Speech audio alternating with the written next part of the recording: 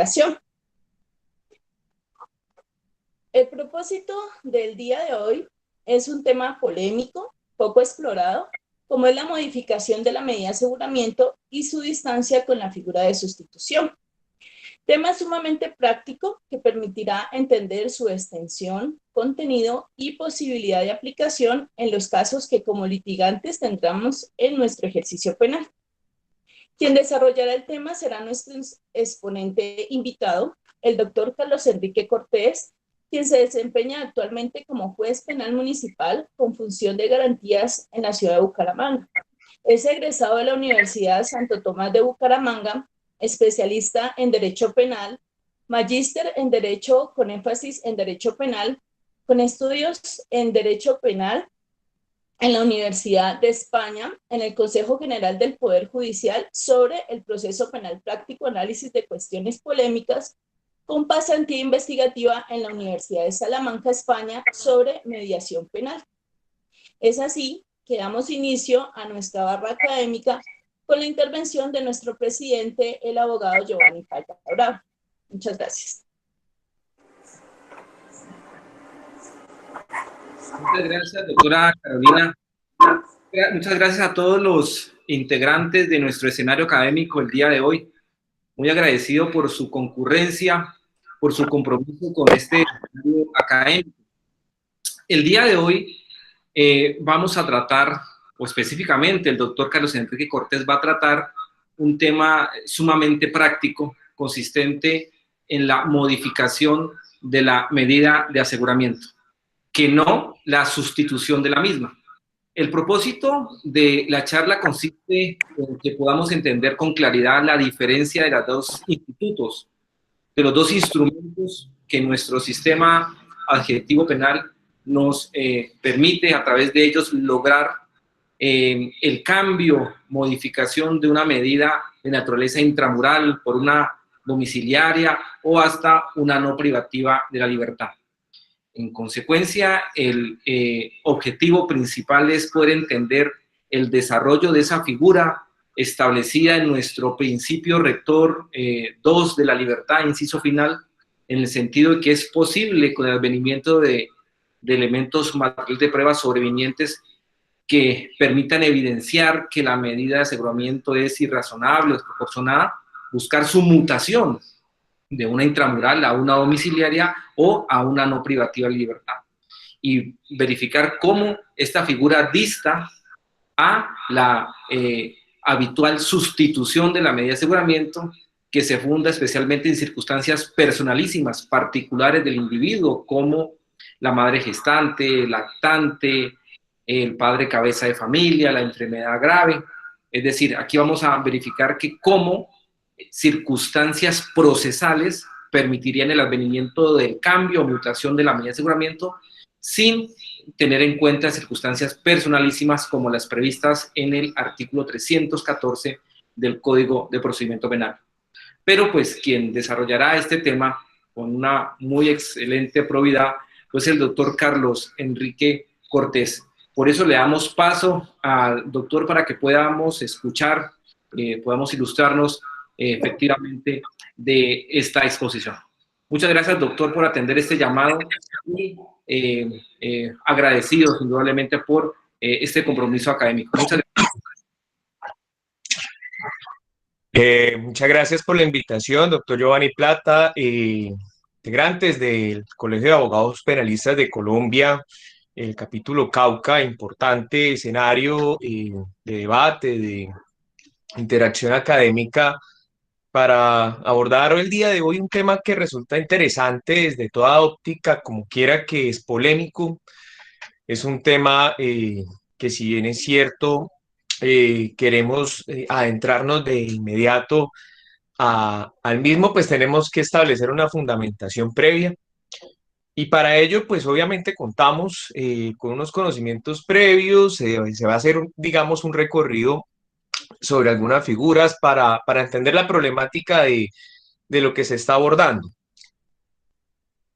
atendiendo además de que estamos en presencia de abogados litigantes en materia penal que a diario se enfrentan a audiencias preliminares en las cuales desean entonces robustecer los argumentos en torno a salvaguardar los intereses de sus prohijados y así ciertamente pues otorgar entonces, si se quiere, también una solución al problema carcelario que atraviesa nuestro país. Precisamente el día de hoy en Santander se encuentra tal vez el ministro de Justicia, el doctor Wilson Ruiz, con quien debatimos y dialogamos la problemática carcelaria que atraviesa nuestro país y ciertamente se plantea presentar un proyecto, bien sea como decreto, bien sea proyecto de ley que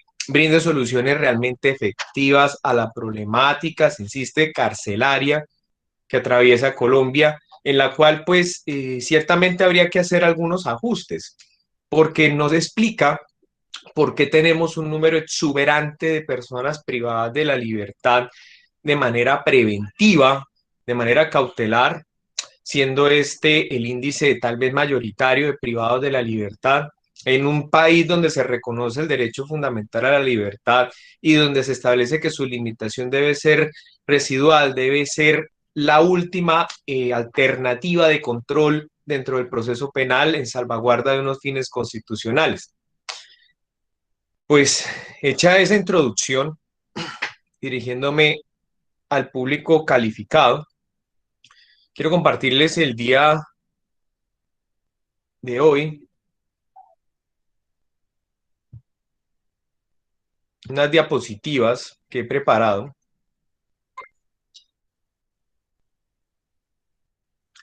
para abordar el tema.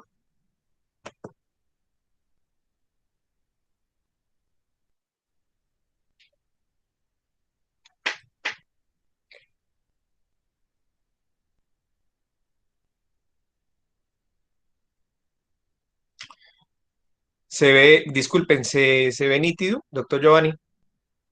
Sí, señor, se ve muy bien. Gracias. El tema entonces corresponde a la modificación de las medidas de aseguramiento intramural domiciliaria a no privativa de la libertad. ¿Cuáles son los temas que vamos a abordar el día de hoy? Trataré de hacerlo de la forma más expedita pero clara posible. El régimen de libertad en Colombia, definiciones, principios y reglas.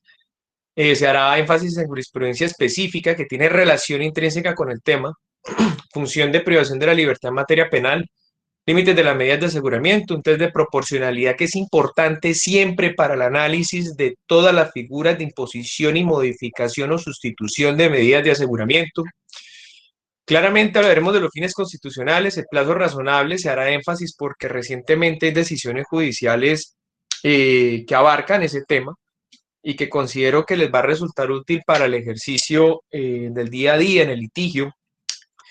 Audiencias en casos neurálgicos, sustitución revocatoria y entre signos de interrogación, modificación, ya lo veremos. Hablando del régimen de libertad en Colombia, tenemos que en este Estado, siendo social y democrático de derecho, se reconoce como fundamental ese instituto y tratándose entonces del régimen, nos hace referencia a un sistema político que abarca entonces una serie de planteamientos, una serie de elementos que conforman y justifican la existencia misma, si se quiere, del Estado. No tendría justificación, no tendría ningún tipo de legitimidad un Estado, a hoy, un Estado democrático, que no reconozca a la libertad como un derecho fundamental y estandarte en sí mismo. Mirando el enfoque constitucional, el artículo 28 y 32 de la Constitución señalan condiciones en las cuales las personas pueden ser privadas de la libertad. Ojo, hay que hacer énfasis en este punto. La Constitución de 1886 advertía entonces que cualquier autoridad podía emitir. Hay un ruido de fondo. Por favor, les solicito apagar los micrófonos a todas las personas. A todas las personas, por favor, apagar los micrófonos.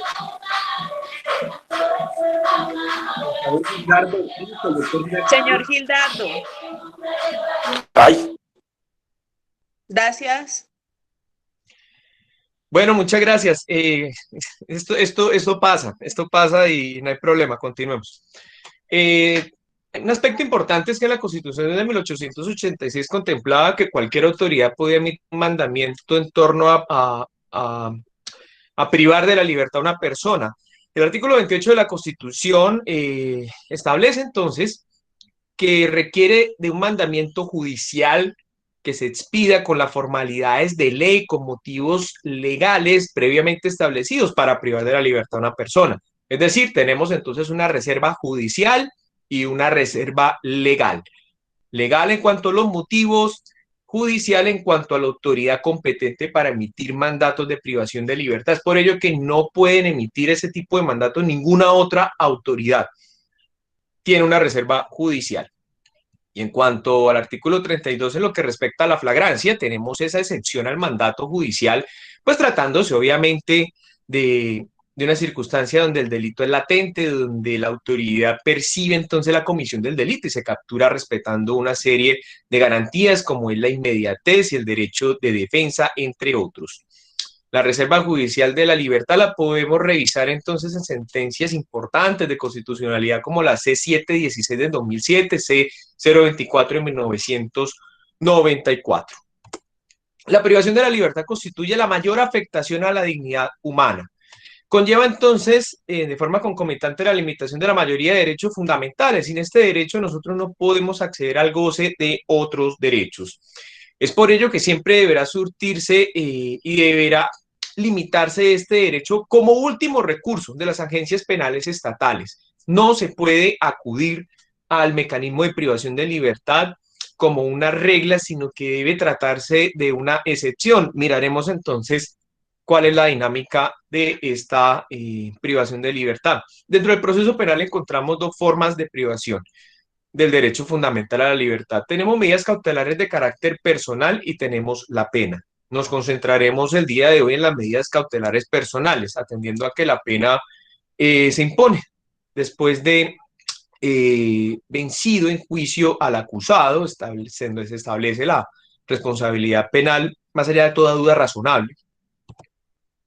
Y siempre existirá en cuanto a las medidas de aseguramiento una constante tensión entre presunción de inocencia y afectación del derecho a la libertad con la prevalencia del interés general y los fines del Estado.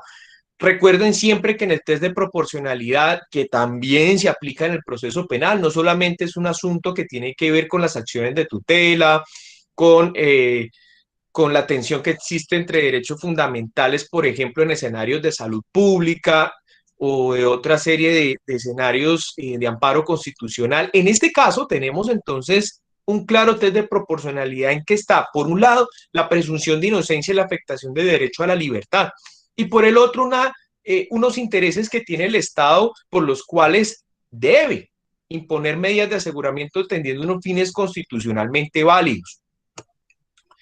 Es por ello que dentro de la dinámica actual del derecho constitucional se establece un test de proporcionalidad en el cual se sopesan entonces los dos derechos a fin de que se establezcan mecanismos o medidas que reconozcan al derecho a afectar, pero que no lo neutralicen de manera absoluta. De manera que, entre otras sentencias, la C301 del 93 establece que los asuntos relativos a la privación judicial de la libertad tienen relación directa e inmediata con el derecho fundamental al debido proceso. Como no, también derecho que se consagra en instrumentos internacionales. Convención Americana de los Derechos Humanos, artículo 8. Pacto Internacional de Derechos Civiles y Políticos, artículo 14. Artículo 8 de la Ley 906 del 2004.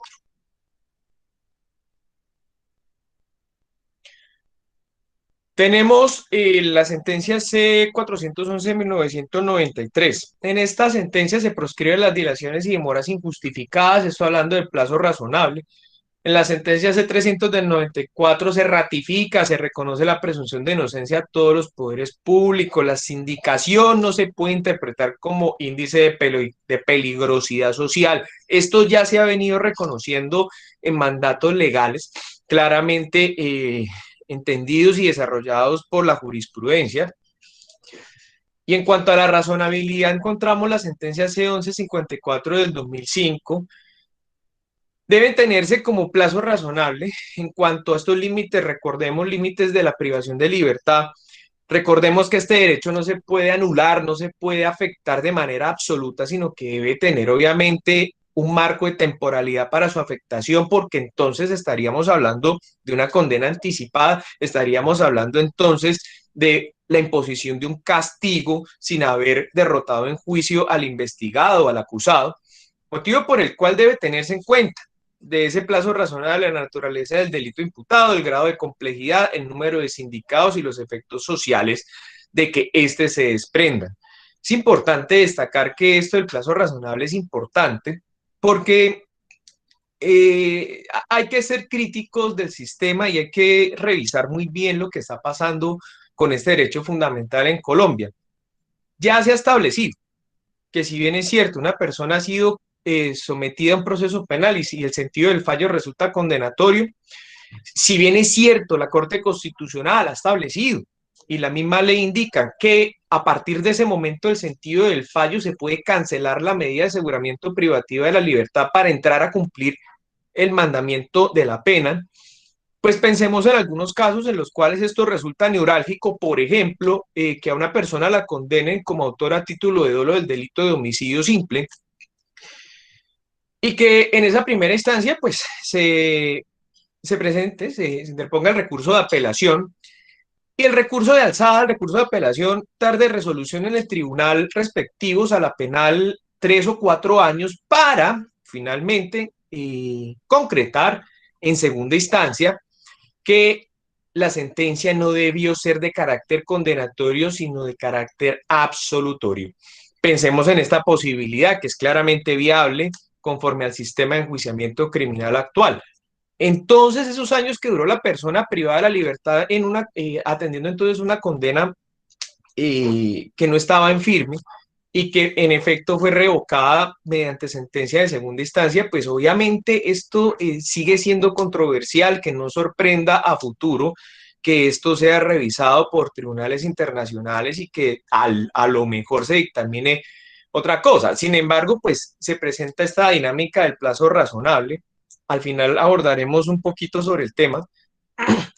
En cuanto al criterio de la necesidad de las medidas de aseguramiento, sentencia C318 del 2008, esta sentencia importante, esa sentencia que tiene que ver, recuerden, con ese famoso artículo 310 del Código de Procedimiento Penal en cuanto a la necesidad.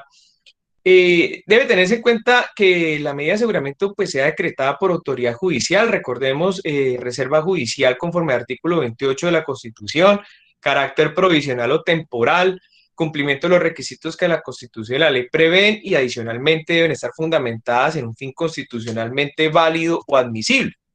Estos fines podemos dividirlos en dos: procesales, como obstrucción a la justicia y riesgo de fuga, y extraprocesales, peligro para la comunidad y peligro para la víctima. Esto lo encontramos en la Constitución Política, numeral primero, artículo 250 superior, en la ley penal, tratándose del sistema acusatorio, artículo 296, 308 de la ley 906 del 2004. ¿Por qué es importante revisar esto? Porque en todas las solicitudes que se vayan a hacer respecto a la imposición, sustitución, revocatoria o como ustedes o como se pide que se aborde también en esta charla como modificación de medida de aseguramiento, este aspecto es muy importante. ¿Cuál es el fin constitucional por el cual se impone la medida de aseguramiento? ¿Y por qué el pedimento que realiza la defensa es procedente de cara a ese fin constitucional? Volviendo a la sentencia C318 del 2008, se encuentra el principio de gradualidad de las medidas de aseguramiento. Ojo, esta tal vez es la parte más importante en cuanto a las modificaciones o sustituciones e inclusive en imposición de medidas de aseguramiento. El plecho de posibilidades para el aseguramiento de los fines constitucionales en el proceso, que va desde la privación de libertad en establecimiento carcelario o el de la residencia del imputado, pasando por otra serie de medidas, deben revisar cuáles son estas medidas más idóneas y menos gravosas. Es decir, la medida de aseguramiento debe ser idónea para salvaguardar el fin constitucional, pero tratando de buscar la menos gravosa posible, que sea suficiente, principio de suficiencia de las medidas de aseguramiento. Perdón. Pues obviamente los supuestos fácticos para la medida de aseguramiento deben ser claros, sentencia C695 del 2013. ¿Por qué?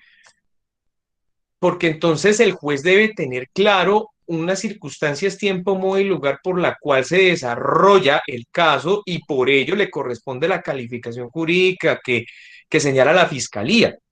Es importante, recuerden que es un presupuesto del artículo 308 del Código de Procedimiento Penal.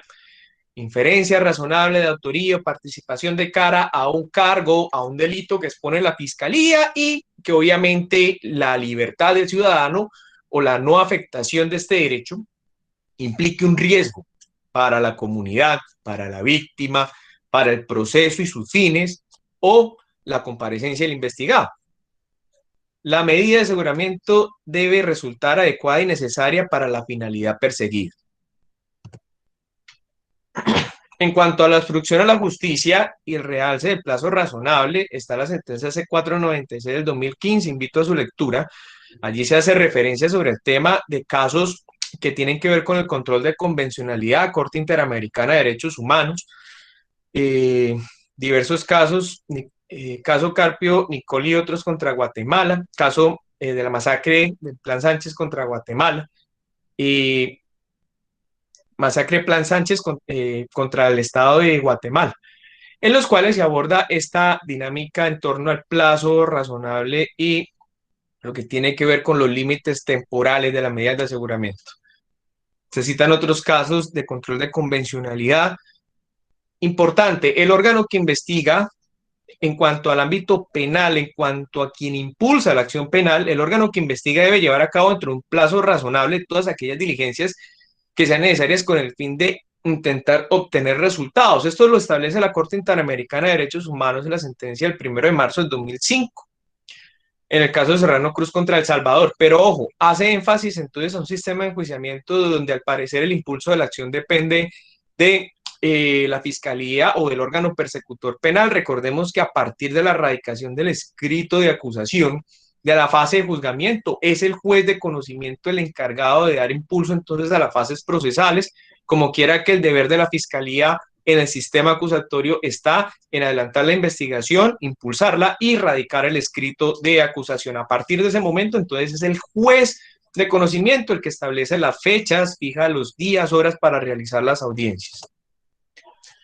Hablemos del peligro para la comunidad. Sentencia C496 del 2016. Ojo, el peligro para la comunidad no puede entenderse de una forma abstracta como que implique la comisión de un delito que afecte a una colectividad, únicamente quedándonos con la inferencia razonable de autoría. Implica ello que el juez haga un análisis en cuanto al caso que haga entrever que el ciudadano a quien se le peticiona la medida de aseguramiento represente por su comportamiento, por su condición delictiva, un riesgo de reincidencia en el delito de cara a la comunidad. Se pretende con ello salvaguardar a la comunidad. Claro que esto es controversial, atendiendo a que dentro del sistema interamericano se ha hecho énfasis en que las medidas de aseguramiento deben tener como fin constitucionalmente válido primordialmente aquellos que sean de carácter procesal, es decir,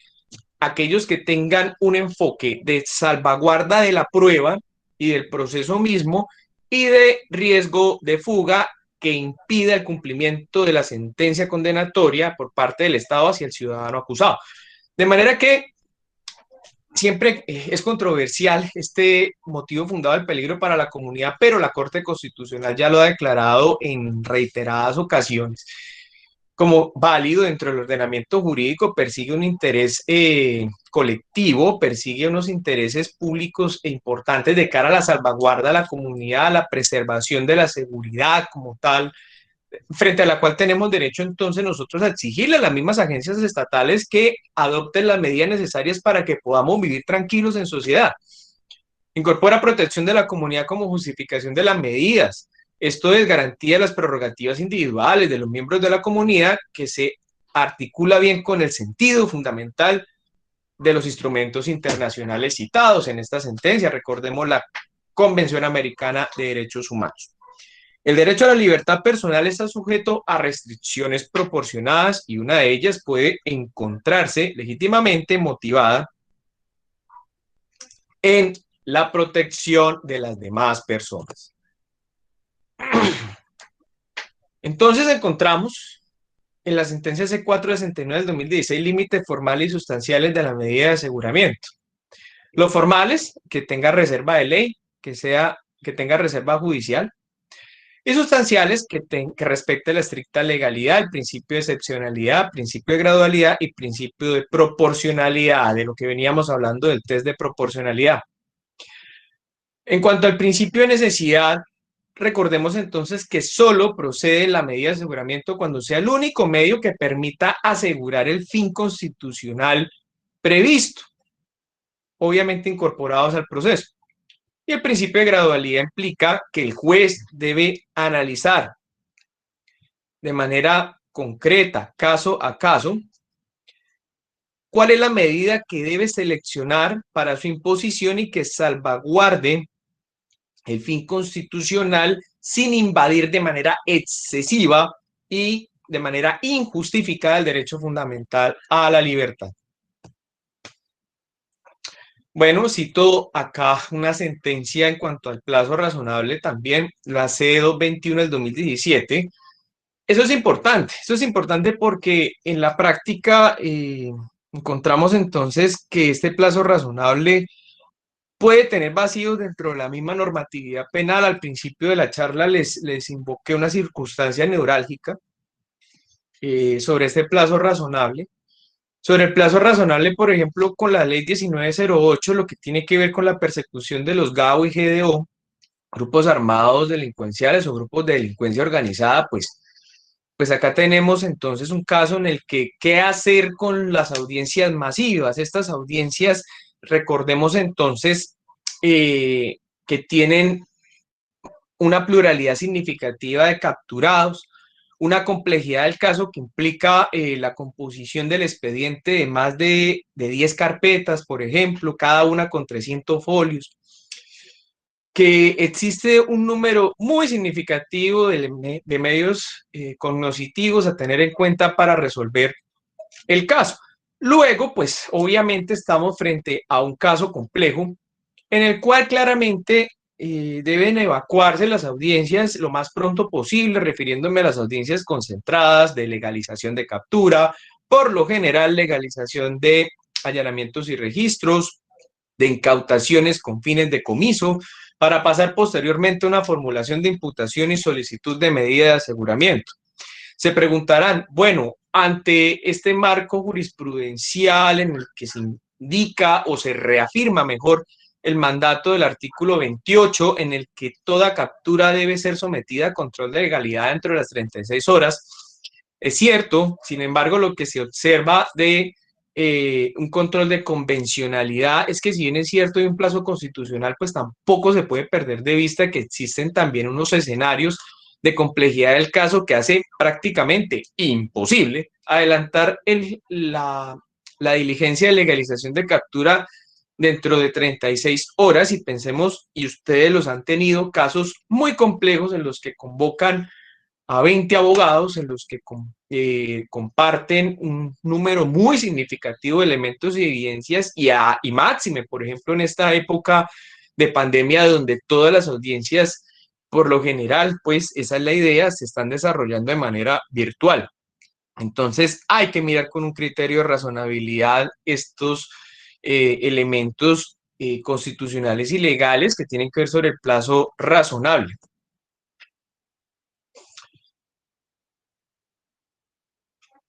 Bajo esta dinámica, entonces, la sentencia C221 del 2017, que versa sobre la demanda, el artículo 4 de la ley 1786 del 2016, que contempla una omisión legislativa, que tiene que ver entonces con la formulación de imputación, perdón, que tiene que ver entonces también con el plazo razonable. La Corte Constitucional determina que bajo estas circunstancias y el marco legal establecido se ajusta a la legalidad y ello en entendido en que estas etapas procesales allí contenidas pues entonces tienen una teleología que respalda entonces que bajo ese mandato, bajo ese momento procesal, pueda decretarse entonces como razonable la, la interpretación de que efectivamente está cubierto por el dispositivo legal y que no se encuentra desamparado, entonces el plazo razonable de cara a la norma demandada. ¿Qué pasa con el acusado no privado de la libertad? Es lo que yo les hablaba al principio de la charla. Esto es controversial porque el acusado no privado de la libertad, pues pensemos entonces en el que sí es privado de la libertad, en el que viene con una detención preventiva y de repente el sentido del fallo lo condenan, entra a cumplir la pena, pero entonces en la segunda instancia, en la apelación, se demora el tribunal en resolver el recurso de apelación perfectamente varios meses o inclusive años para, en algunos casos, se ha presentado que revoquen la sentencia de primera instancia y resuelvan la absolución del condenado. Pues obviamente allí se habría presentado un déficit de este derecho fundamental, pero es importante recalcar que la Corte Constitucional ha declarado que es válido, que es constitucional, ajustado a nuestro ordenamiento jurídico, darle esa connotación de condenado a la persona que recibe el sentido de fallo condenatorio y que empieza a cumplir la pena a partir de ese momento. Las medidas de aseguramiento privativas de la libertad no son incompatibles con la presunción de inocencia, siempre que no se desborde los límites sustanciales y temporales que la fundamentan. Tenemos unos límites sustanciales, una sustitución por medida no privativa de la libertad y límites temporales. Entonces, los límites sustanciales pues, son los que tienen que ver con la revocatoria de la medida de aseguramiento. Deja entonces de ser necesaria la medida de aseguramiento dentro del proceso, porque ya no se necesita salvaguardar el fin constitucional. Se revoca la medida. O inclusive también se puede debatir una inferencia razonable de autoría o participación dentro de esta revocatoria de la medida que implicaría entonces que se revoque en el evento en que desaparezca la inferencia, que se tuvo en cuenta al momento de la imposición. Se puede sustituir la medida, claramente. Hay unos dispositivos legales que así lo permiten. Y tiene límites temporales que están en el artículo 317 principalmente del Código de Procedimiento Penal. Hay unos límites innominados. Hay unos límites innominados que se dan, por ejemplo, en estos casos, y cito y traigo a colación porque ya se ha resuelto de esa manera por un homólogo juez de garantías en Bogotá. Fíjense por lo menos este control en el que la medida de aseguramiento en principio se solicita en el caso del entonces aforado y expresidente Álvaro Uribe Vélez, que es un caso importante para la academia, como a partir entonces del cambio de procedimiento se puede presentar una situación que en principio permite hacer un análisis de la revocatoria de la medida de aseguramiento, pero en sí lo que se debatía entonces no era la desaparición de una inferencia razonable, sino que algo muy concreto que entendía la decisión. ¿Existía o no existía un acto equivalente a la imputación de cargos para la imposición de la medida? Se resolvió en principio en esa audiencia, está pendiente el recurso, que no es compatible la figura de la indagatoria con la imputación, es completamente respetable, habrá que ver cómo avanza el proceso, pero noten cómo dentro de esta dinámica de los límites de las medidas de aseguramiento se pueden presentar temas novedosos. Pasamos lo del plazo razonable, creo que ya se ha hecho énfasis en ello. Importante destacar que el Convenio Europeo para la Protección de los Derechos Humanos tiene una redacción muy similar a la que contempla el Pacto de San José de Costa Rica, ¿no? Y que el artículo 34 de la Constitución Política proscribe entonces la prisión perpetua y la cosificación. En las medidas de aseguramiento jamás se puede tener como una finalidad la cosificación de la persona privada de la libertad para enviar mensajes, para tratar entonces de dar un parte de tranquilidad a la comunidad. Esa no es una fundamentación válida de la medida de aseguramiento. No es ese un argumento válido y el ente acusador también debe tenerlo en cuenta, como quiera que lo que se revisa en la medida es la salvaguardia de un fin constitucionalmente válido, no los fines que se puedan asemejar a los de la pena, que allí sí tienen unos criterios, unos conceptos de prevención general en sentido positivo y negativo, que se asemeja entonces a el mensaje que se pretende elevar con una decisión judicial. El Comité de Derechos Humanos, observación general número 13, también aborda sobre el plazo razonable. Recomiendo entonces que vayan a fundamentar. Y los motivos previamente señalados en la ley para la medida de aseguramiento, el legislador goza de un margen de apreciación amplio para la configuración de las circunstancias de privación de libertad. Ojo, es una reafirmación entonces de esa restricción legal, de ese principio de reserva legal, pero obviamente debe tener unos criterios de razonabilidad. El legislador, al regular los presupuestos en los que opera la restricción del derecho, debe observar criterios de razonabilidad y proporcionalidad.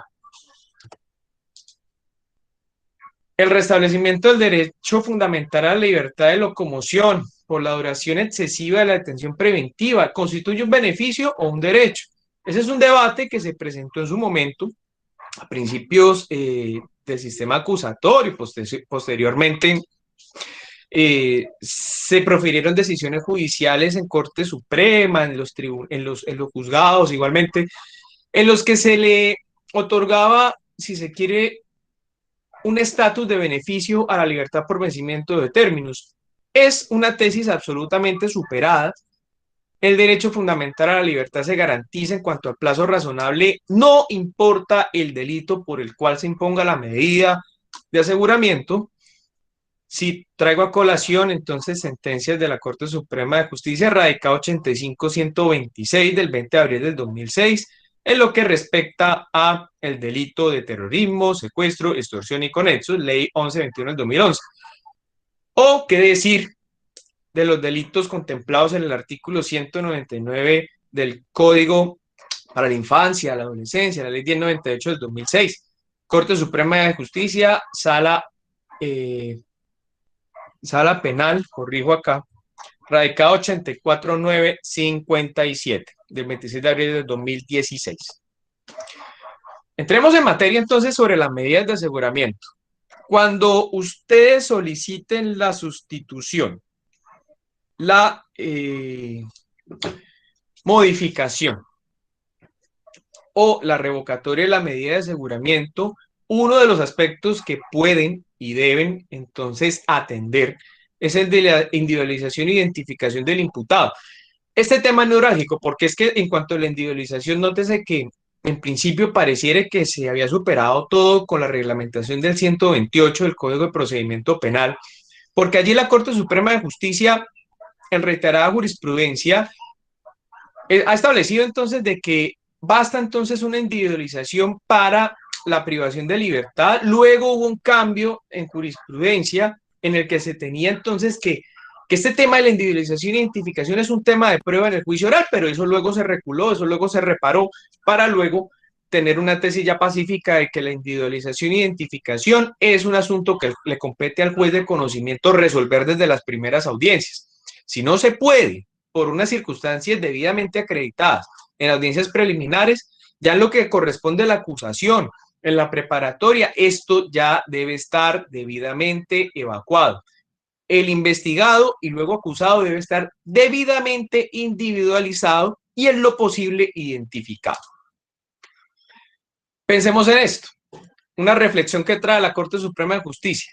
En el evento en que no se pudiese identificar al acusado, se llegaría al absurdo de que los delincuentes respecto de quienes se desconoce su filiación o las personas indocumentadas o conocidas solo por un remoquete o un alias, o las que han abandonado o cambiado el lugar de residencia pese a su inconfundible señalamiento, no podrían ser sujetos pasivos de la acción penal, pues obviamente resulta absurdo. obviamente resulta absurdo. Luego, entonces, deben tenerse en cuenta este criterio de individualización, una plena individualización. Aquí señalo entonces un paso a paso del artículo 128 de la ley 906 del 2004.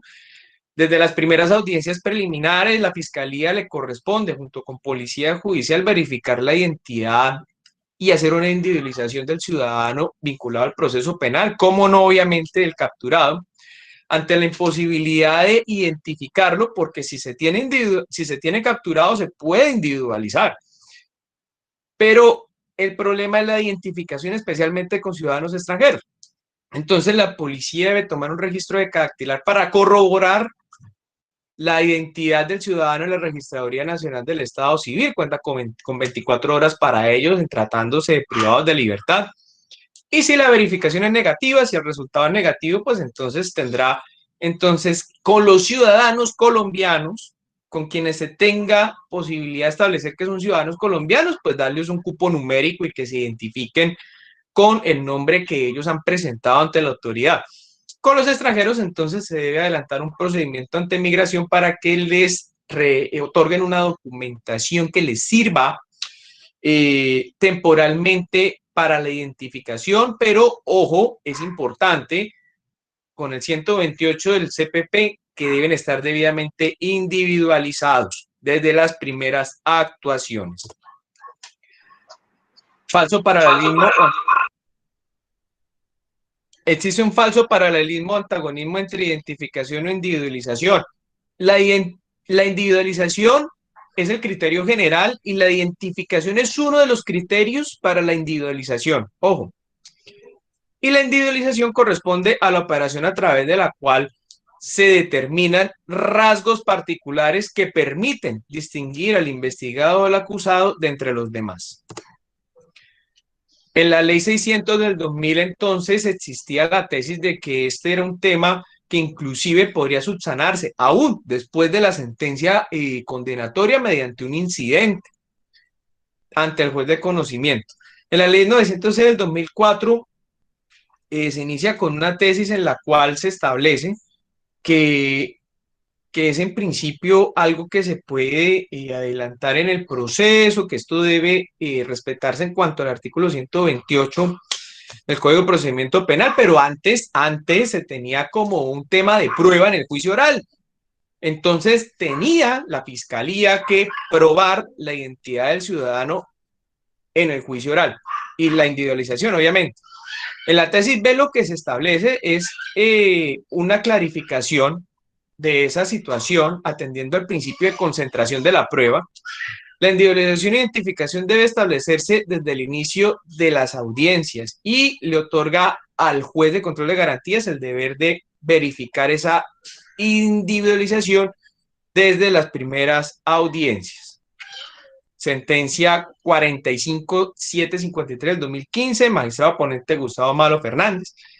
Esta sentencia importante porque pareciera que le otorga las facultades de un control formal, de no avalar el acto de imputación al juez de control de garantías. Sentencia 40663 del 2014, en la que la Corte Suprema de Justicia pues establece que esta individualización e identificación es un tema que debe evacuarse desde las audiencias preliminares y principalmente en la acusación. Tener clarificado eso para luego sí avanzar a las otras etapas procesales. Se trae a colación otras decisiones. Reafirma la Corte Suprema en esta sentencia 48368 del 2019 con ponencia de la doctora Patricia Salazar Cuellar, que la individualización no es un tema de prueba en el juicio oral. ¿Qué se debe hacer posteriormente? La enunciación de la calificación jurídica es la habilitación del control material en la cual al juez de control de garantías se le permite, ojo con esto, hacer un análisis de la correspondencia entre los hechos del caso con la calificación jurídica. Puede que no correspondan. Pensemos en un caso aberrante en el que unas lesiones personales clarifica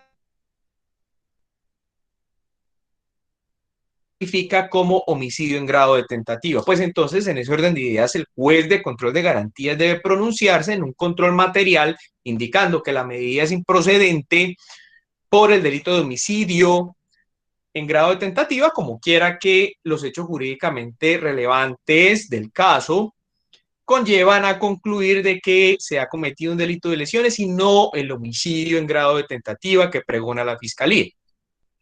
Importante para la inferencia razonable de autoría o participación del 308, que es el eje medular de la medida de aseguramiento, porque a partir de esa inferencia razonable es que podemos analizar los otros institutos. Yo no le puedo imponer una medida de aseguramiento a nadie que no tenga una condición de autor o partícipe en el proceso penal.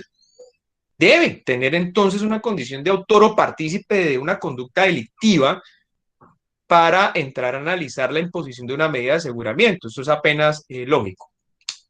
Los hechos jurídicamente relevantes es otro tema muy denso que deben sustentar en las audiencias y que deben obviamente peticionar su corrección desde las audiencias preliminares inclusive, como lo ha establecido la Corte Suprema de Justicia en Sala de Casación Penal, sentencia 39894 del 2015, 48200 del 2016, 44599 del 2017, 52311 del 2018, la 51007 del 2019.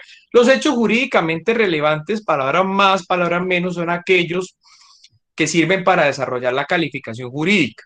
Si la calificación jurídica versa entonces sobre el homicidio, deben contemplarse circunstancias de tiempo, modo y lugar en las que se desarrollaron el homicidio.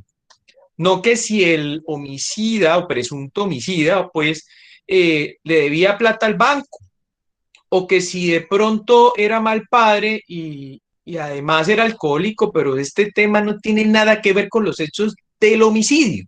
No desarrollan la calificación jurídica que plantea la Fiscalía en la imputación, luego entonces no es relevante jurídicamente para el caso.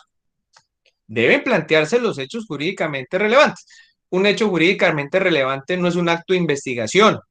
Que en tal día se ordenó control previo de búsqueda selectiva en base de datos que autorizó el juez tal de garantías por el término X y que luego se realiza control posterior de esa búsqueda selectiva en base de datos y que allí se obtuvo que Pepito Pérez tiene una cuenta de ahorros en el banco X con X cantidad de dinero. Ese no es un hecho jurídicamente relevante. El hecho jurídicamente relevante es, si se quiere y si resulta necesario para la calificación jurídica, pues el resultado de la actividad investigativa, que efectivamente se comprueba de que Pepito Pérez tiene X cantidad de plata en X cuenta de X banco y que se establece su procedencia de actividad delictiva, y ello obviamente para desarrollar una calificación jurídica. Eso tendría una connotación de hecho jurídicamente relevante, pero no es relevante los actos de investigación previos porque eso se va a sustentar más adelante en cuanto a la legalidad del elemento, cuando se peticionen en la audiencia preparatoria, por ejemplo. Los medios cognitivos que soportan, esto es importante porque conforme al 275 y subsiguientes del Código de Procedimiento Penal, siempre que la Fiscalía, ojo, vaya a solicitar una medida de aseguramiento, los medios cognitivos deben respetar el principio de legalidad y las garantías fundamentales.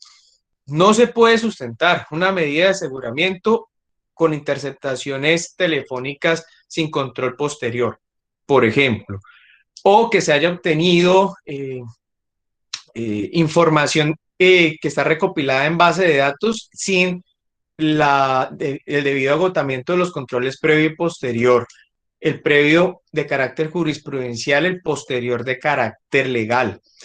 No se puede acudir entonces o tener en consideración esos medios cognitivos si no respetan las garantías fundamentales.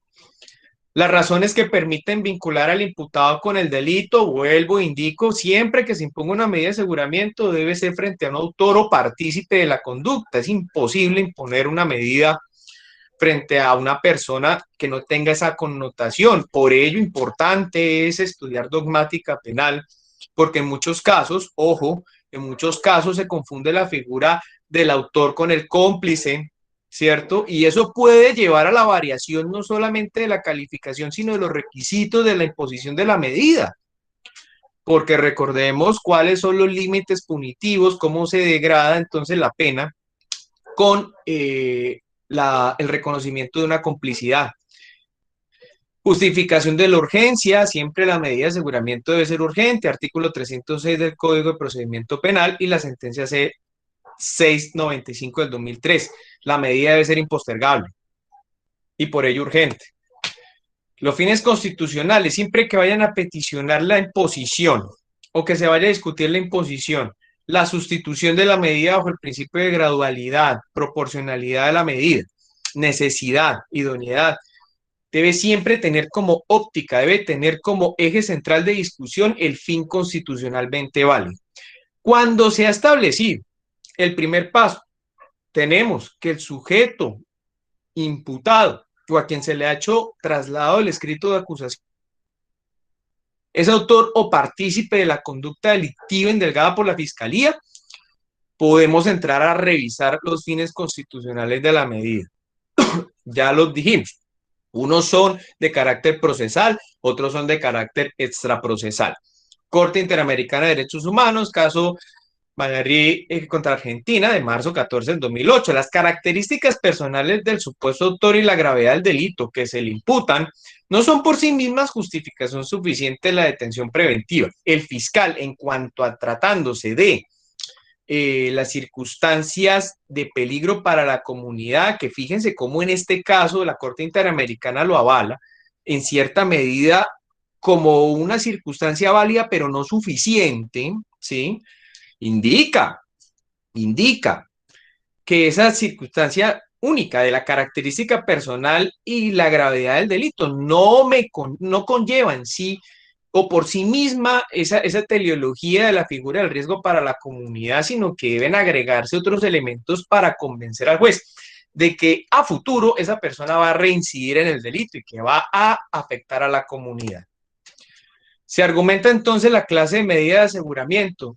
Es importante porque cuando ustedes van a hablar de sea cual sea la figura que se agote aquí, si la imposición, la sustitución, si se quiere, medida de aseguramiento carcelaria a domiciliaria, que ustedes deseen modificar una medida de aseguramiento conforme a lo establecido en el 307 del Código de Procedimiento Penal, que ustedes observen, bueno, que entonces hay casos muy llamativos, por ejemplo, de la medida no privativa de la libertad.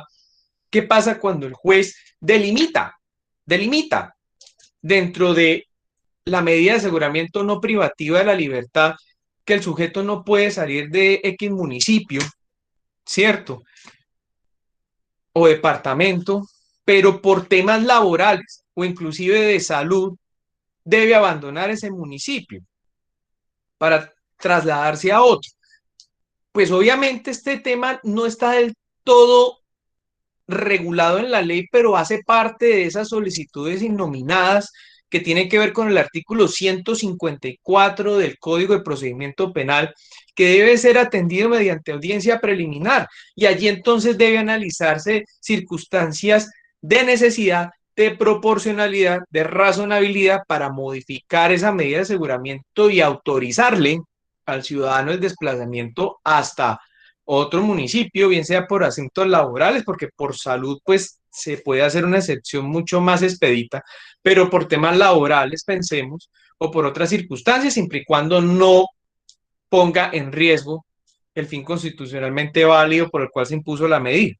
Entonces hablemos de la gradualidad, es precisamente eso, dar entonces una justa medida a lo que se quiere con la medida de aseguramiento. Debe revisarse el plexo de medidas de aseguramiento, como quiera que hay unas restricciones legales.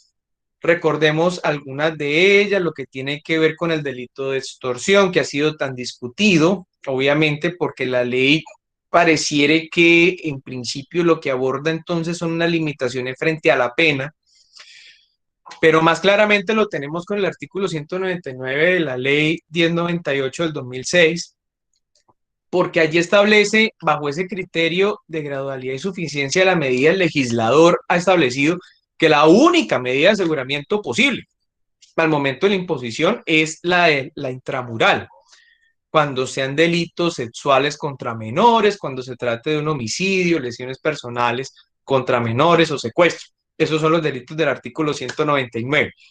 Y en cuanto a la detención domiciliaria, acá acá hay que hacer un alto porque encontramos dos tesis. La detención domiciliaria en la ley 906 del 2004, que quedó pésimamente redactada, se encuentra ubicada entonces en el artículo 307, literal A, numeral segundo, del Código de Procedimiento Penal. ¿Qué ocurre? El único requisito que establece allí la norma es que la detención domiciliaria no obstruya la justicia. ¿Es suficiente para su imposición directa? Pareciera que no. Pareciera que no, porque entonces no me establece por cuáles delitos, por cuáles circunstancias delictivas. Pareciera que pudiese imponerse una medida de aseguramiento domiciliaria bajo cualquier circunstancia, siempre y cuando no obstruya a la justicia. Pues eso no es suficiente. Entonces hay que remitirse al artículo 313 del Código de Procedimiento Penal. Pues es que ese artículo fue diseñado para la detención preventiva en establecimiento carcelario. Luego, entonces, ¿por qué ampliar el margen de interpretación de la medida de aseguramiento para imponérsela a un ciudadano cuando la norma fue diseñada para establecimiento carcelario y no para la detención domiciliaria? Pareciera que es un contrasentido y que se hace una interpretación contra homine, ¿cierto? Contra la persona. Y además se hace una analogía de una figura, obviamente, para afectar un derecho fundamental. Entonces, como el cese de la libertad, luego no es un análisis fácil para quienes sostienen la tesis de que la medida de aseguramiento domiciliaria es directa. De manera que está el artículo 314 del Código de Procedimiento Penal, pero ese 314, al igual que las circunstancias del 38 del Código Penal, recordemos que aplican los criterios de la prisión domiciliaria como motivos de detención, ¿cierto? Ese artículo 314, y como quiera que está la prohibición de la ley tercia, es decir, de tomar aspectos concretos de la ley y aplicarlos a conveniencia, desechando los otros, el artículo 314 trae unas circunstancias para la detención domiciliaria, pero como mecanismo sustitutivo y además un parágrafo que trae prácticamente el 30% de los delitos del Código Penal. Estoy exagerando, pero sí trae una amplia gama de delitos que en principio pues dificultan la imposición de la medida domiciliaria. Luego entonces, quienes sostienen la tesis de que la detención domiciliaria es directa, tienen entonces que justificar cuál es la norma aplicable. Únicamente el 307 literal A numeral segundo, difícil, porque no nos explica mucho sobre la medida. El 313 del Código de Procedimiento Penal sí, pero es que no regula la detención domiciliaria, sino la privación de libertad en establecimiento carcelario. Y el 314 es un mecanismo sustitutivo. Así como en la ley 600 también se avisora por allí como sustitutivo, ¿cierto? Acá pasa algo parecido. Luego, entonces, miremos que hay una dificultad interpretativa y les comento, a hoy existen dos tesis, pero entonces en aras de darle sentido a las decisiones de la Corte Constitucional sobre la materia, sobre el test de proporcionalidad, razonabilidad, pues se parte entonces de que el 313 es una norma macro que, al parecer, regula la detención preventiva, bien sea en establecimiento carcelario o inclusive domiciliaria, ¿cierto? Pero con una interpretación sistemática con el 307 literal A numeral segundo, donde se dice, bueno, siempre y cuando no obstruya la justicia y además porque el legislador no estableció en el 307 que la domiciliaria sea sustitutiva de la carcelaria. Establece que son como principales, ¿no? Entonces es un argumento que ciertamente puede validar la imposición directa de la medida, pero encuentra también detractores esta tesis en sentido de establecer de que pues la regulación no es clara y si una medida de aseguramiento no tiene una restricción clara, pues se viola el principio de legalidad y no puede imponerse. Tendría que ser mecanismo sustitutivo, es decir, que se imponga y luego se sustituya por algunos de los numerales del 314. Recordemos que, a excepción del primer numeral, el 314 tiene unas condiciones de prevalencia de interés superior del menor, por ejemplo, que tratándose de padre o madre cabeza de hogar, o defensa y protección del nasciturus y la madre gestante. en lo que tiene que ver con los casos de la mujer en gestación, en lo que tiene que ver con las condiciones de dignidad humana de la persona con enfermedad, con derecho a la salud. Todas estas circunstancias son de orden constitucional y deben prevalecer en muchos escenarios sobre la simple prohibición del artículo 314. Luego, entonces eso hay que discutirlo, hay que sustentarlo en las audiencias, sobre todo cuando se vaya a acreditar en la sustitución de la medida a posteriori. ¿Qué hacer con las medidas no privativas de la libertad? En cuanto a las medidas no privativas de la libertad, hay algo muy interesante y es que a partir de la ley 1786, cuando se incorpora esta posibilidad y la exigencia al fiscal de que revise las medidas de aseguramiento no privativas de la libertad antes de imponer una medida de aseguramiento privativa de ese derecho, debe descartarlas y no debe tratarse de una fundamentación diciendo que es que no son suficientes. Así escuetamente, no, tienen que decir por qué las no privativas no salvaguardan el fin constitucionalmente válido y por ello hay que recurrir a las privativas de la libertad. Ese es un problema de sustentación de la medida de aseguramiento, de motivación al momento de imponerlas y el juez omite pronunciarse sobre las no privativas de la libertad.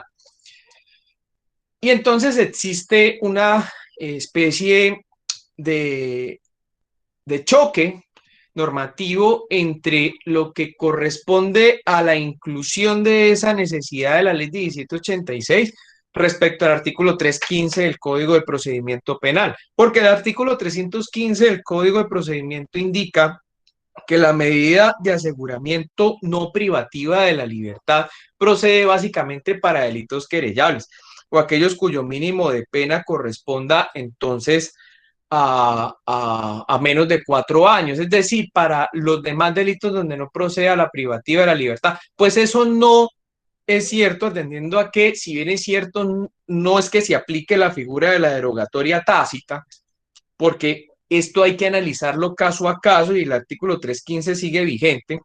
No menos cierto es de que, atendiendo a la redacción de la norma, en lo que respecta a la medida no privativa de la libertad, el fiscal debe fundamentar en su solicitud el por qué la no privativa de la libertad resulta inviable, insuficiente para salvaguardar el fin constitucionalmente que alega. De manera que, pues obviamente, al tratarse de estas circunstancias, pues debe hacerse entonces el análisis respectivo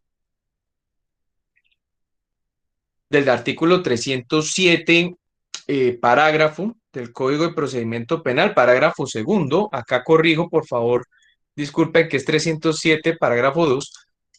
Debe entonces fundamentar el fiscal por qué estas medidas de aseguramiento no son suficientes para salvaguardar el fin constitucional. Luego entonces deja entrever de que si es posible la imposición de una medida de aseguramiento no privativa de la libertad en casos aún tratándose de delitos cuyo mínimo de pena supere los 4 años, o aún tratándose de delitos frente a los cuales proceda una medida de aseguramiento privativo de la libertad, como indico, salvo norma especial, como establece, por ejemplo, la ley 1098 del 2006 en el artículo 199. Entonces, en el juicio de proporcionalidad debe analizarse la idoneidad de la medida, adecuación, aptitud de éxito en procura de que el riesgo se materialice, es decir, tratamos de que se evite la concreción de un riesgo. La necesidad es el análisis del plexo normativo, determinación de la medida de aseguramiento a imponer atendiendo las restricciones legales, y el principio de proporcionalidad en sentido estricto es el análisis concreto en el cual se resuelve la tensión entre el derecho fundamental a la libertad y la presunción de inocencia respecto a la seguridad, respecto a los fines del Estado, entre ellos, pues, obviamente, los fines constitucionalmente válidos para imponer la medida de aseguramiento. En cuanto a la prórroga y sustitución de la medida de aseguramiento, Es importante entonces tener en cuenta de que esta prórroga es precisamente un elemento más del plazo razonable.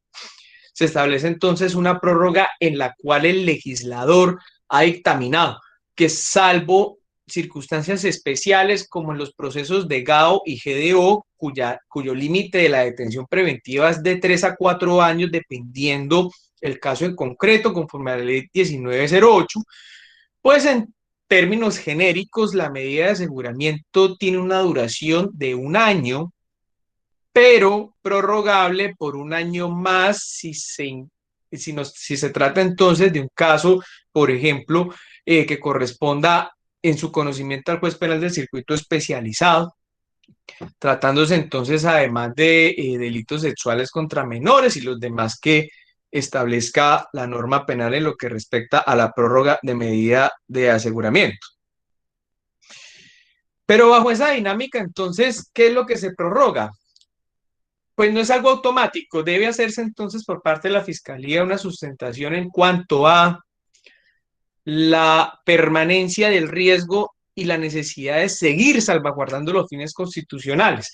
Esta no es una prórroga automática en la cual la Fiscalía se presenta a la audiencia y establezca que lo prorroga la medida de aseguramiento porque es su voluntad. Tiene que sustentar, tiene que convencer al juez de que debe prorrogarse la medida de aseguramiento en los supuestos de ley, precisamente conforme a lo reglado en el artículo 307, parágrafo del Código de Procedimiento Penal.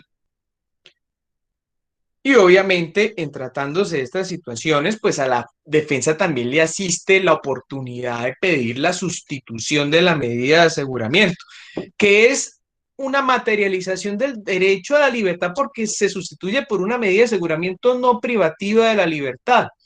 Y en tratándose, ojo, de la ley 1098 del 2006, artículo 199, esta prohibición no opera para esta sustitución.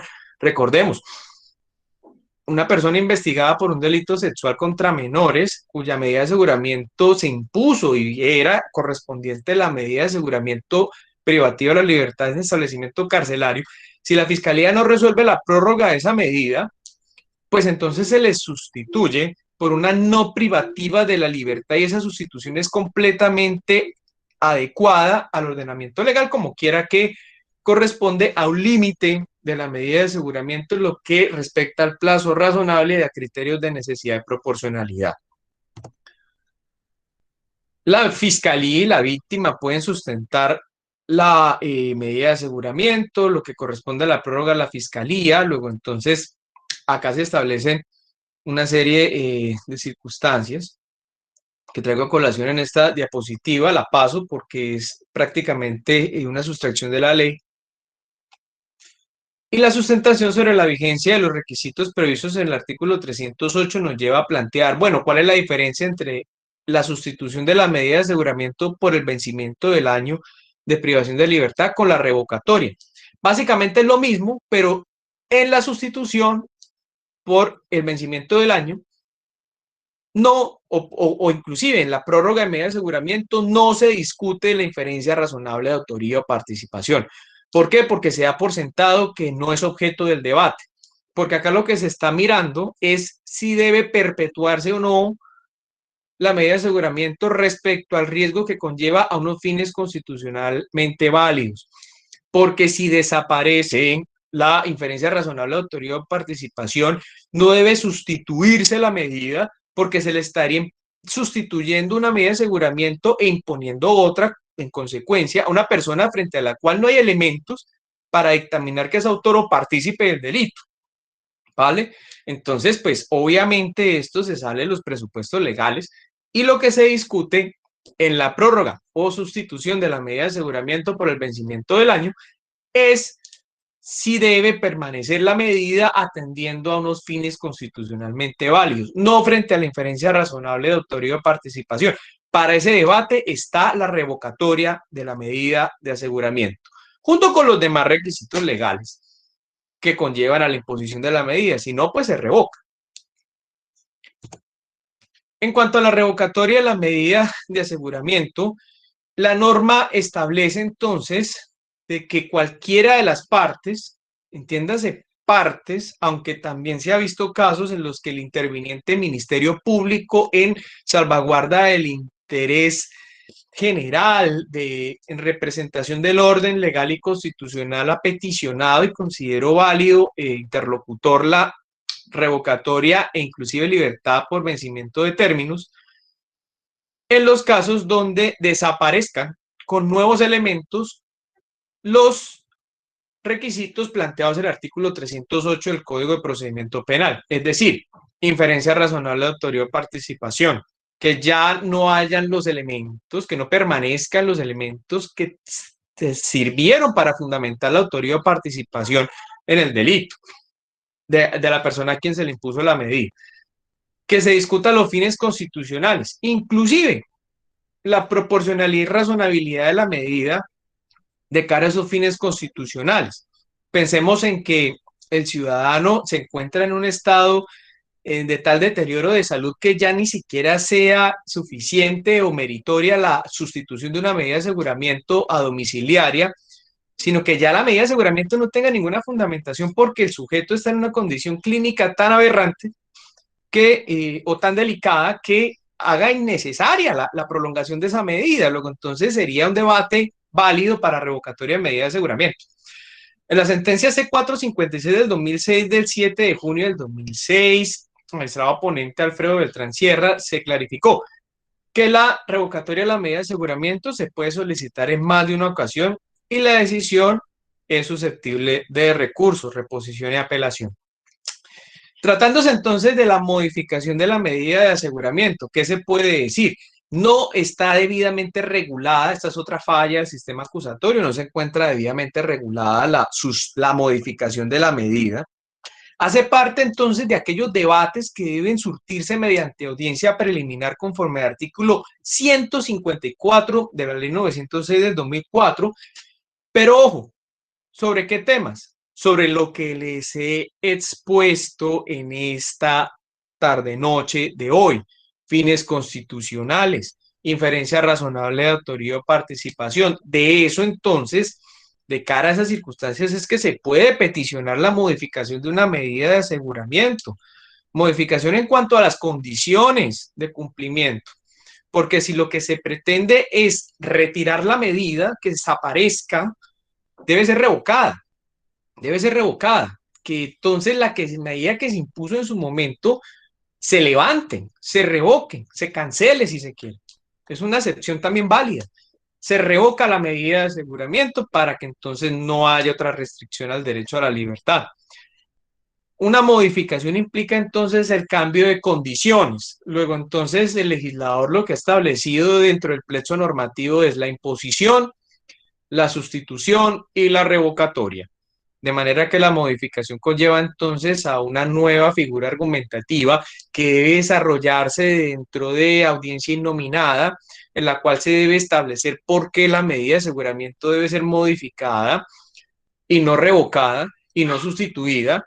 Esto es cambiando unas condiciones de cumplimiento de la medida de aseguramiento, pero obviamente es un debate válido dentro del escenario de las audiencias preliminares que debe resolver el juez de control de garantías, como quiera que esto no es del resorte del juez de conocimiento, hasta tanto se profiera entonces el sentido del fallo. Como quiera que a partir del sentido del fallo, recordemos, los temas de privación de libertad le corresponden resolverlos el juez de conocimiento. A partir del sentido del fallo condenatorio, todo lo que tenga que ver con solicitudes, permisos, modificaciones de la ejecución de la pena le corresponden es al juez de conocimiento. Acá unas preguntas en cuanto a la exposición. ¿Cómo se debe interpretar la palabra levantamiento del inciso segundo del parágrafo del artículo 307? La medida de aseguramiento en sí no es que se levante conforme al vencimiento del año, sino que se modifica o se sustituye mejor por una no privativa de la libertad. Este es un error entonces en la redacción de la norma. Es tanto como lo que ocurre con las medidas de aseguramiento no privativas de la libertad. Ojo, el legislador acude a una palabra que no se apiada del contexto procesal en la que se encuentra y es la que la Fiscalía debe probar que las medidas de aseguramiento no son suficientes, las medidas de aseguramiento no privativas de la libertad no son suficientes para salvaguardar el fin constitucional. Pero es que no se trata de probar, es demostrar, porque la prueba en el sistema acusatorio es aquella que se practica ante el juez de conocimiento en el juicio oral, atendiendo unas garantías a la defensa, como son la contradicción y confrontación. El juez debe tener inmediación sobre esas pruebas y tiene una ritualidad especial de concentración de la prueba. Luego, entonces, no es en sí probar, sino es demostrar ante el juez de control de garantías que estas medidas de aseguramiento no privativas pues no son suficientes y que hay que acudir a las más invasivas. La interposición del recurso de apelación por la defensa constituye una maniobra dilatoria. Recientemente la Corte Suprema de Justicia, principalmente este año ha proferido decisiones, bien sea en tutela o habeas corpus, en las cuales deja entrever de que claramente estamos en presencia del ejercicio de un derecho de parte y no en sí de, de una maniobra dilatoria, como en algún momento se tenía, por ejemplo, la interposición de recursos por parte de la defensa. Traigo a colación el radicado 1122 del 2020, Corte Suprema de Justicia, ponencia de la doctora Patricia Salazar Cuella en acta 129, en la que reitera que la interposición del recurso de apelación frente a una nulidad o, por ejemplo, el planteamiento del conflicto de competencias no son maniobras dilatorias. ¿Qué es lo que debe hacer el juez de conocimiento ante una nulidad absurda o un planteamiento de competencias, de conflicto de competencias que resulte abiertamente improcedente? Debe rechazar. Debe rechazar entonces esas solicitudes, porque al conceder y darle trámite está avalando entonces el legítimo debate jurídico planteado por la defensa. Entonces, en ese orden de ideas, pues no se les puede afectar las garantías y derechos a las partes dentro del proceso. De manera que bajo esa dinámica, pues debe entenderse que el ejercicio de los roles de las partes constituyen un derecho y ello no implica per se una maniobra dilatoria.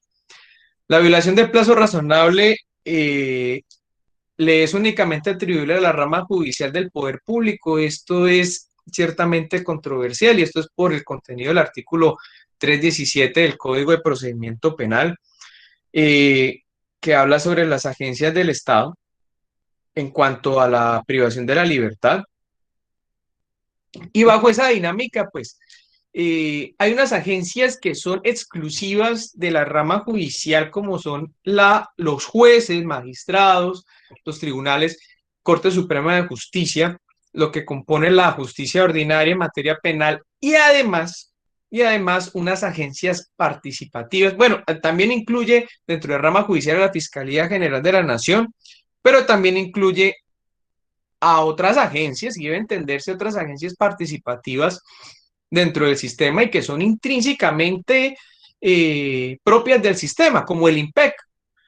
El IMPEC cumple una función primordial, que es la materialización de los mandamientos de privación de libertad, donde en una cárcel. Y bajo esa dinámica, pues, ellos deben velar por el cumplimiento de las detenciones y deben velar por el cumplimiento de las penas. Luego, entonces, lo que ocurra en el seno del IMPEC y que afecte el trámite de las audiencias, pues es razonable tenerlo como un fundamento válido para el conteo de los términos dentro de la privación de la libertad.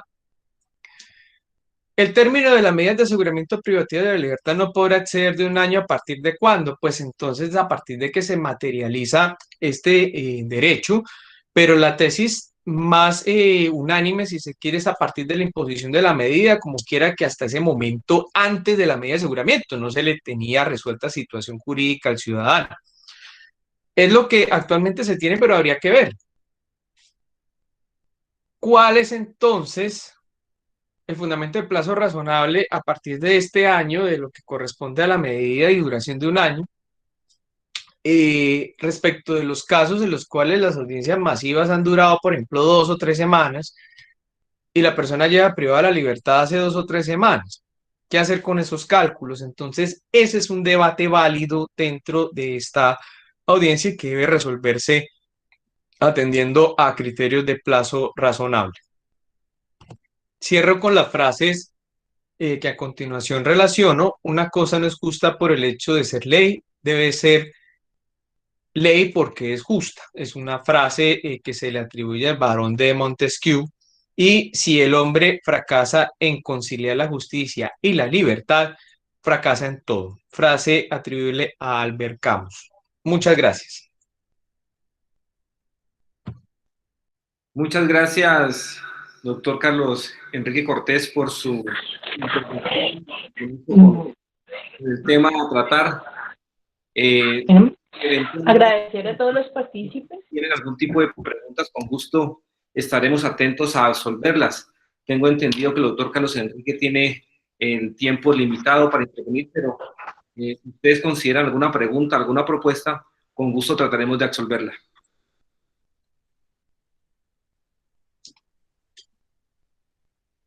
Sí, doctor Orlando Portueña. Siga, sí. ¿Me escuchan, doctores? Buenas tardes. Buenas tardes, doctor.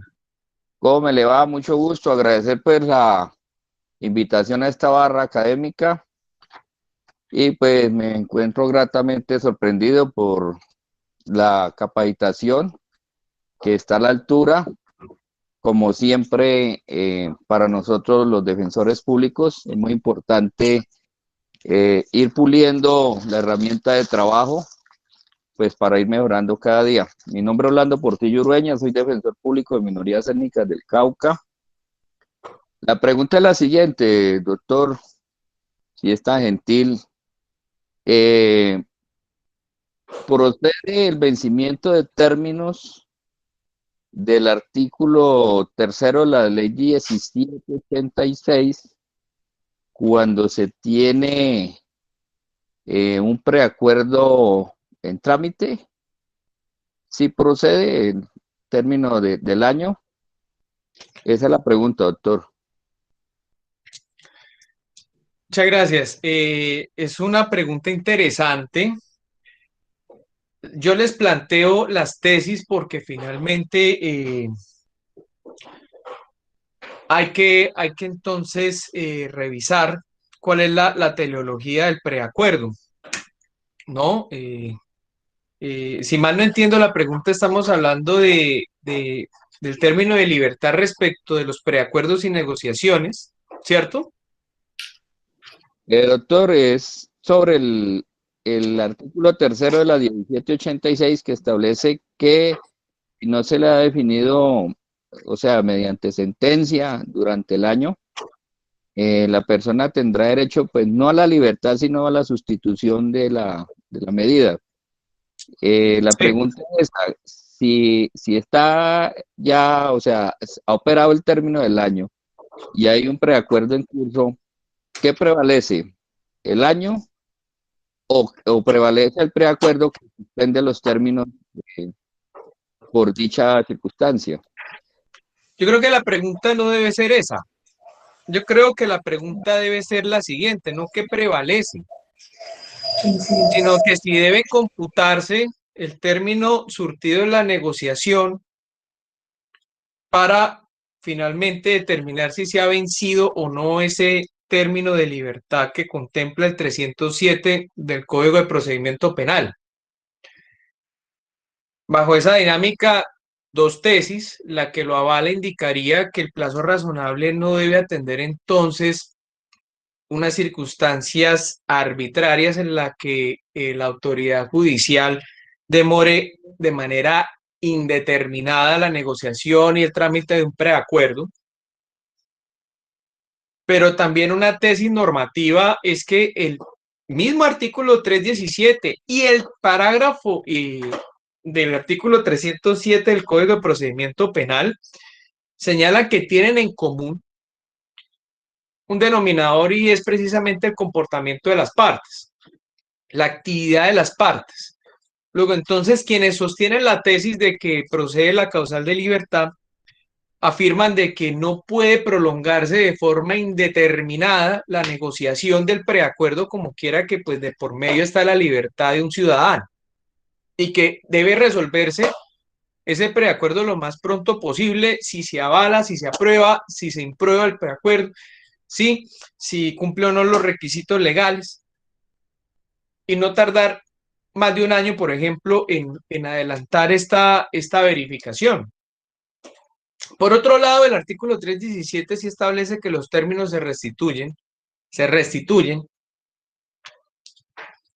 por la aprobación de preacuerdos y negociaciones. De manera que encontramos entonces una circunstancia de tensión o de debate normativo interesante, frente a la cual están las dos tesis, normativa y la otra que sería sobre el plazo razonable y sobre la proscripción de la arbitrariedad, sobre la proscripción entonces y de la indeterminación de los plazos de libertad.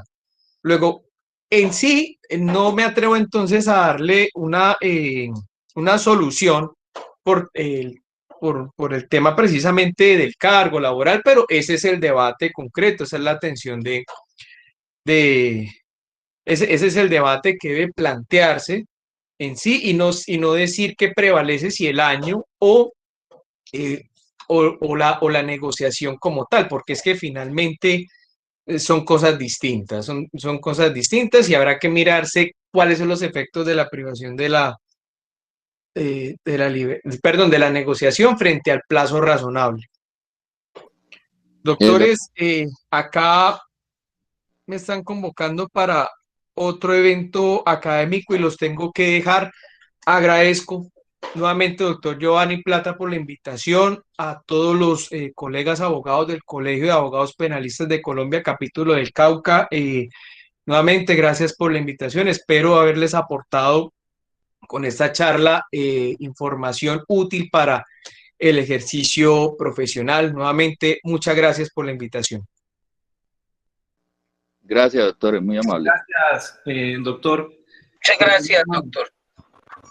Para hacerle una acotación a la respuesta a la pregunta efectuada, tenemos que decir que en virtud del plazo razonable hemos visto cómo no puede tomarse la celebración, la negociación del preacuerdo como un obstáculo para que ese derecho convencional incluso pueda materializarse.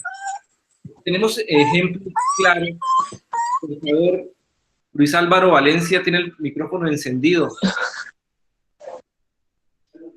Tenemos ejemplos como en eventos en que se han celebrado preacuerdos y no se ha podido verificar el mismo por inasistencia a la Fiscalía en un evento particular. Un año se tardó, en 3 o 4 oportunidades la Fiscalía no asistió a la celebración, a la verificación del preacuerdo ante el juez de conocimiento, y en ese escenario, ante el control de garantías, el juez verificó la vulneración o no del plazo razonable, muy a pesar de que estaba suscrito el preacuerdo. Podemos decir que es una causal en el parágrafo del artículo 317 que impediría el vencimiento de términos. El juez consideró que el plazo razonable se había vulnerado por exclusiva competencia de la Fiscalía, y en ese caso, usando el concepto de plazo razonable, otorgó libertad. Y en otro evento donde se celebró preacuerdo, se presentó y pasaron 6 meses de presentado el preacuerdo sin que se convocara la audiencia de verificación del mismo. El juez consideró que era un plazo excesivo y por concepto de plazo razonable otorgó la libertad. Entonces, ese concepto serviría bajo el calificativo de plazo razonable cuando evidentemente se vislumbre que se están alterando fuertemente los términos, no son justificables o sustentables y podría ser una opción de salida frente a ese punto. No sé si tiene alguna pregunta que podamos resolver frente al tema de la modificación de la medida de aseguramiento. Doctor, discúlpeme la interrupción. Pues mi pregunta era, o mejor, iba dirigida en razón de que el juez primero, segundo promiscuo municipal de Silvia Cauca, control de garantías, se hizo una petición de vencimiento de términos por la causal del artículo 3 de la ley 1786, que indica que modificó el artículo 317 y igualmente la ley 1760. En virtud de ello, doctor, pues se obtuvo no la libertad, sino la sustitución en un caso de tráfico de estupefacientes de un indígena y le fue concedido no la libertad, pero sí la sustitución de la medida. Ya se había realizado, estaba firmado el preacuerdo, pero obviamente ya se había superado la línea de tiempo del año, doctor. Entonces, en razón a ello, la verdad tuve muchas dudas, yo la pensé mucho, pero sustenté que pues, prevalecía el derecho fundamental de la libertad o la sustitución de la medida en razón de que pues, el término del año ya había vencido y que la Fiscalía no había pedido prórroga de la medida de aseguramiento. Entonces, ese es el llamado también de que si la Fiscalía no pide la prórroga de la medida, tenemos que estar muy atentos a esa situación. Doctor, le agradezco y muy amable por su respuesta. Tengan excelente tarde. Muchas gracias. El llamado que hacemos en esta barra académica es al uso de la modificación de la medida de aseguramiento como instrumento para lograr mutar el internamiento intramural a domiciliaria o a una no privativa de la libertad. ¿Por qué se hace este llamado de que acojamos esa tesis de esa posibilidad? Porque reglamentariamente no tenemos en nuestro código un artículo que nos indique que eso es posible y que se requieren ciertos requisitos. Lo tenemos como principio rector en el inciso final del artículo 2 del Código de Procedimiento Penal, pero no lo tenemos bajo el concepto de modificación desarrollado en el articulado subsiguiente. Y en ocasiones nos señalan que esa figura, hablando de los jueces de control de garantías, que esa figura no existe o que no se encuentra desarrollada. Como lo expuso el doctor Cortés, señala que a su juicio es una audiencia denominada innominada, no propiamente audiencia de modificación de medida de aseguramiento. El planteamiento que se efectúa es que la sustitución es exclusivamente para circunstancias personales del procesado, que es padre cabeza de familia, que tiene una enfermedad grave, que tiene 65 años de edad o más, que es madre lactante o gestante. Pero ¿qué sucede si los fines que sustentaron la imposición de la medida de aseguramiento no han desaparecido, pero se han debilitado? Piensen ustedes, por ejemplo, si se imputaron 3 punibles y uno de ellos era un porte agravado con una violencia contra servidor público, con una falsedad marcaria, y por la misma iniciativa de la Fiscalía solicita preclusión por el porte agravado porque no puede acreditar la materialidad de ese delito y prosigue la presentación del escrito de acusación por los otros punibles restantes. Ahí indiscutiblemente el fin ha cambiado, ha mutado, porque ya no cuenta la Fiscalía con el soporte de ese tipo penal que tiene una pena de 18 años, pero no da para revocatoria. En ese momento, eso es donde es posible el devenimiento de la modificación. La pregunta es si lo podemos hacer bajo qué artículo. ¿Es suficiente el numeral segundo o artículo segundo, inciso final del Código de Procedimiento Penal, o requiere una norma que lo desarrolle? Consideramos que el artículo 318 es el fundamento porque se considera que la palabra que está inmersa ahí, que es la revocatoria o sustitución, no hace referencia a esa sustitución a la del 314, porque el 314 tiene su propio desarrollo en ese artículo y el soporte o los supuestos fácticos por el cual procede la sustitución.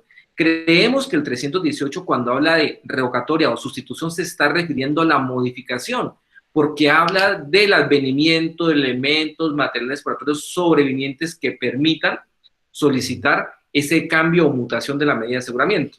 Ese es un planteamiento que tenemos que hacer, insistir ante jueces de control de garantías, que la única forma no es la sustitución, sino el cambio, mutación, modificación de la medida de aseguramiento intramural por domiciliaria o por no privativa de la libertad.